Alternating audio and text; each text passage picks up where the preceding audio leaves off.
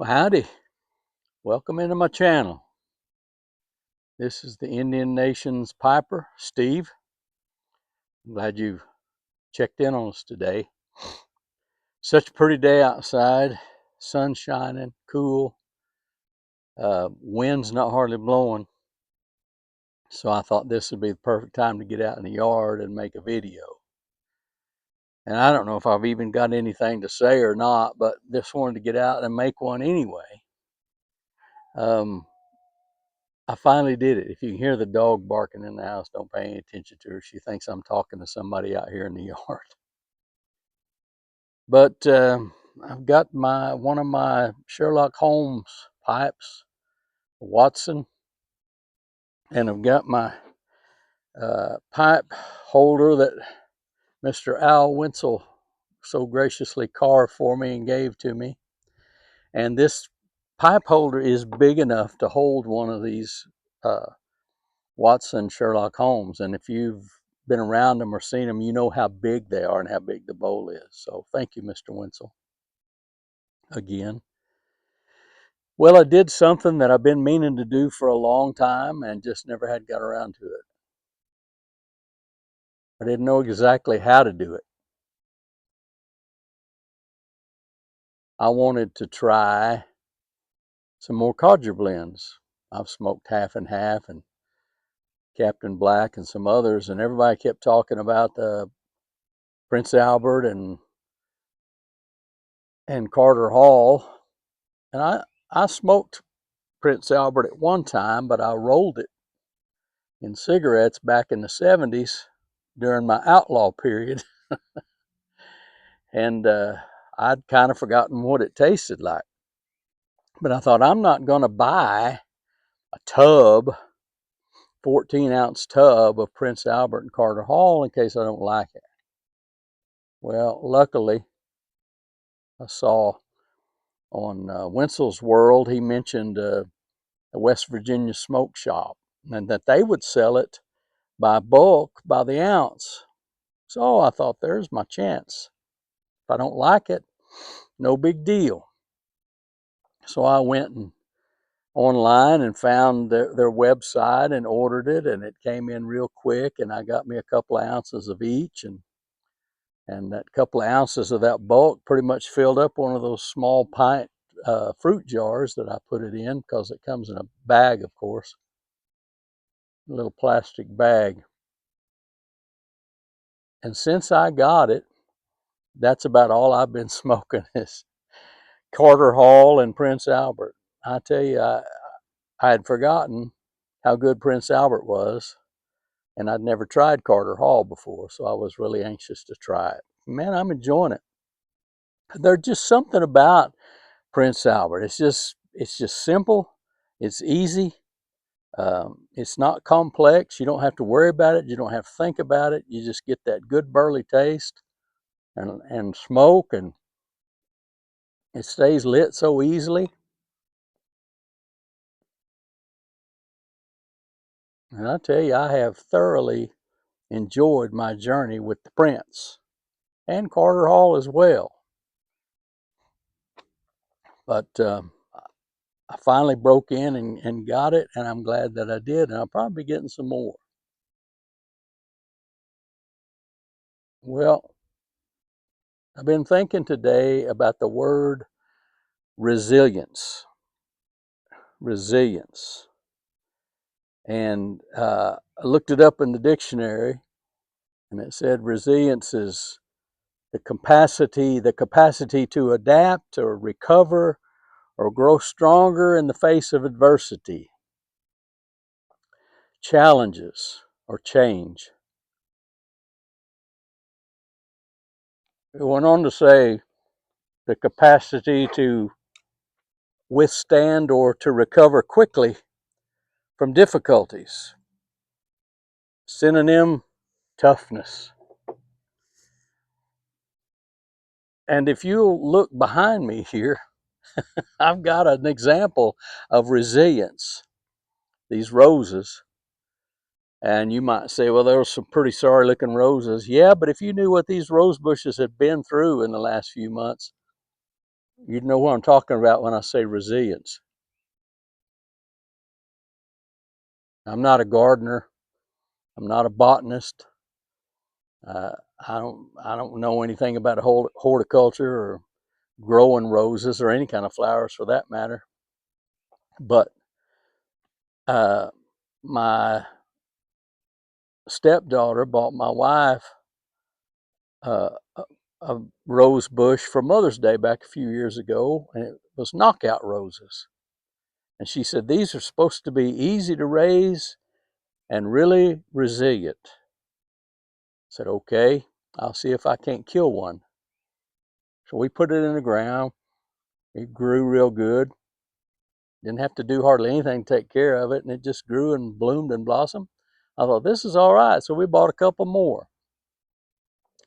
And even though they've been a little slower coming on, kind of the same way, really easy to grow and resilient.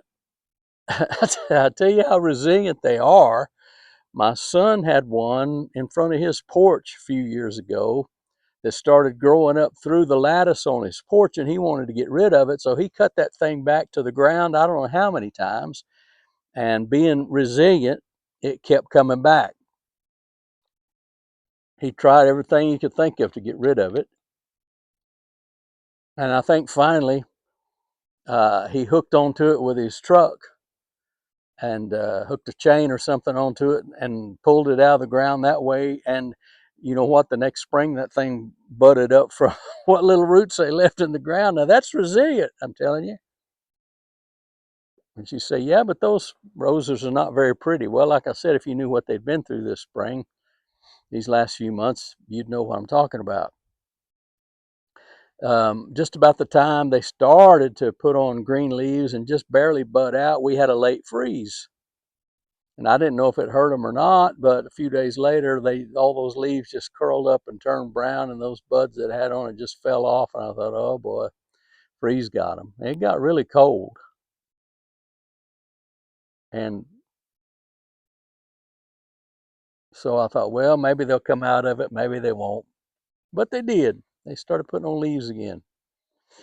And just about the time a few of them started budding out and blossoming, uh, we got a hailstorm, and the hailstorm beat them to pieces.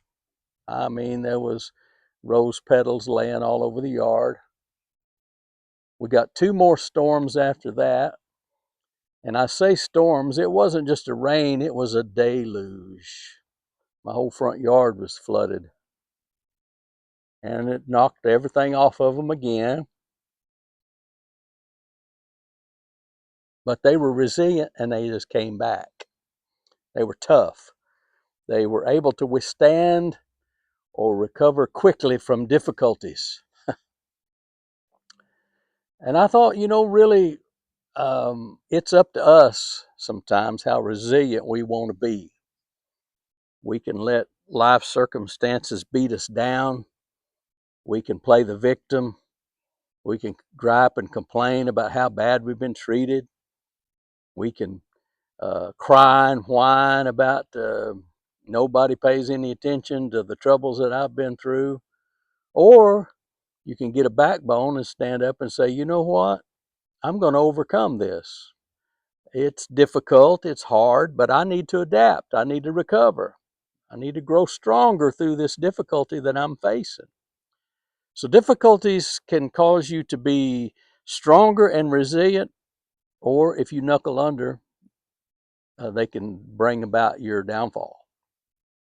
So it's really up to the way you set your mind and your determination. And by the help and grace of God, you can be resilient as well.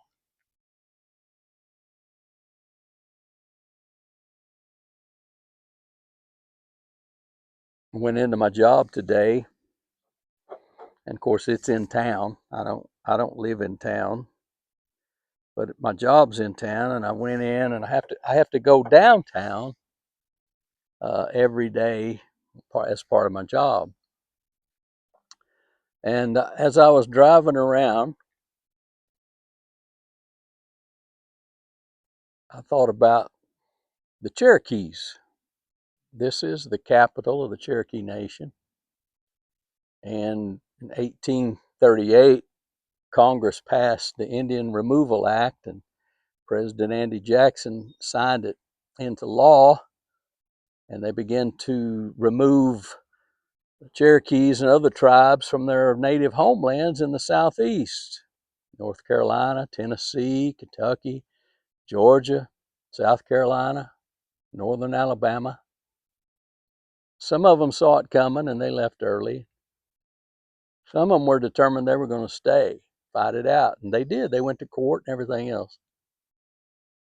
But in 1838-39, they started the forced removal of those that wouldn't leave, and they called it the Trail of Tears, and you all have probably heard about it and studied it, and how many thousands lost their lives on the way.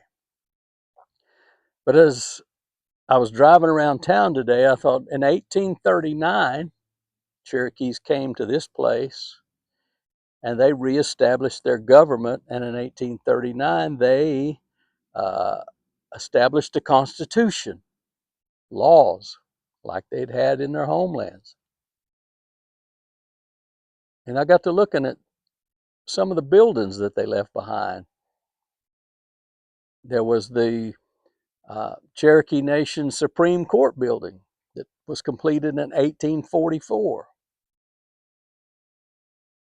And that's where they had court. That's where it housed the Cherokee language newspaper, The Advocate. And across the way there was the Cherokee Nation Capitol. It was completed in 1869.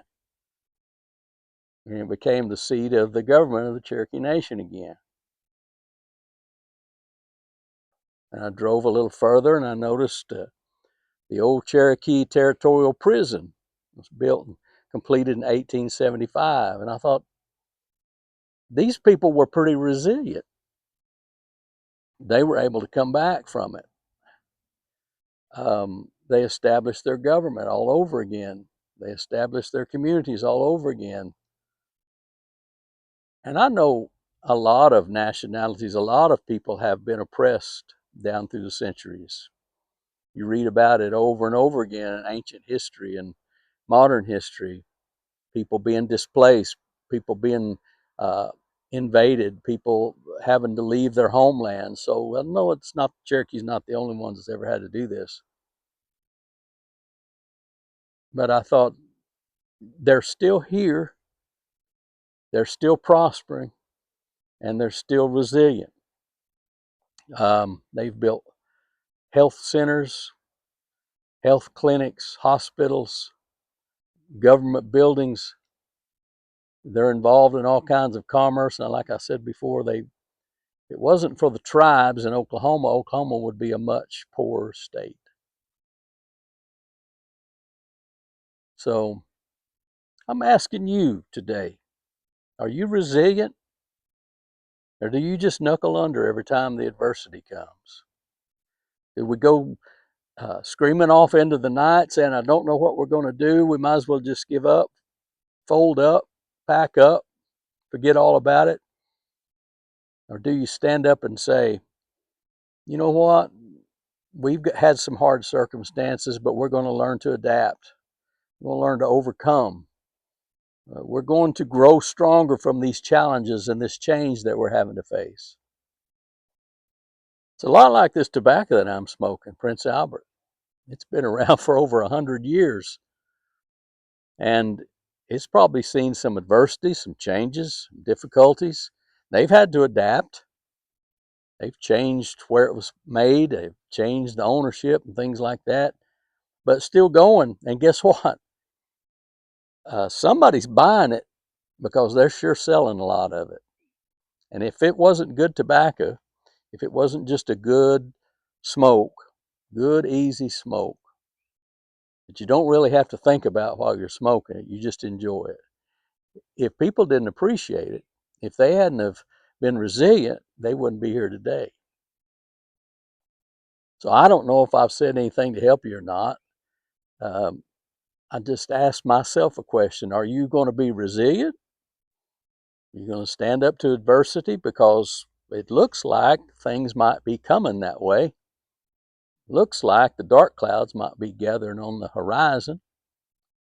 But if we're resilient, we can adapt, we can overcome, we can grow stronger from the things that we face. I hope you have a good day. Hope this means something to you.